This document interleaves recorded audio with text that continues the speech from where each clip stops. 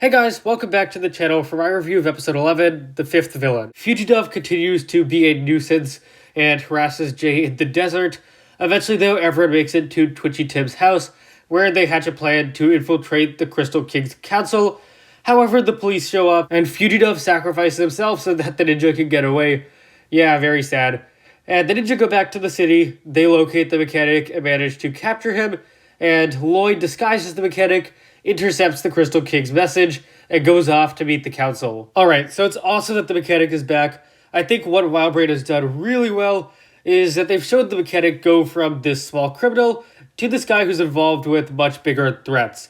So it's really great to see Crystalized continue that. I also love the references to Prime Empire in this episode, and then we finally get to see what happened to the mechanic after he just runs off in season 12 after completing his goal. That was an awful conclusion for the mechanic, so it makes it all the better that he's back here. The fight scene is also pretty cool. I like how we see the mechanic use his various gadgets and technology. Twitchy Tim is also back in this episode. I was not a huge fan of his character in The Island, but I think him being here and having a small role is totally cool. And really nobody expected this character to ever come back, so I think it's nice that he did. Fugitive does have some decent moments in this episode, such as him dumping out the water and later sacrificing himself. Yeah, so tragic. I also like the scene where the ninja discussed their plan, and we see a reference to previous villains too, which is pretty cool. And then there's the final scene of this episode. Again, I really love these hologram scenes because they're just very creepy and mysterious. I've said those words a lot in these last few reviews, but you get the point. It's also very funny to see Lloyd here disguised as the mechanic. Truly an excellent disguise. But yeah, as for Fugitive, again, I do feel like he was better in this episode than in episode 9, but overall he is still a pretty annoying character in my eyes.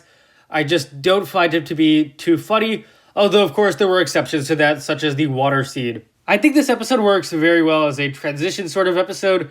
We see the ninja initially in the desert, again a continuation of this Fugitive arc, but now stuff is starting to shift back towards the city and the Crystal King story. So again, I feel like this episode fulfills that transition role very well. As for characters, again, love that the mechanic is back. I also like the focus on Lloyd towards the end of the episode, and we see Twitchy Tim back as well. Yeah, not a character who people really expected to return, but he is here, and I like how Crystalized, and actually just Wildbrain as a whole, continues to bring back these past allies. There is some action here at the end of the episode. I like that we see the mechanic using his variety of weapons and emotion. Not really much of that here. So my final rating is an 8.5 out of 10. I feel like this is a pretty good episode, sandwiched in between two excellent episodes.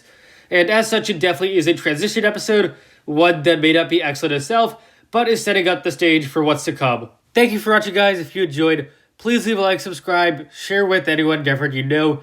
Share your thoughts on episode 11, The Fifth Villain, below, and I'll see you guys next time.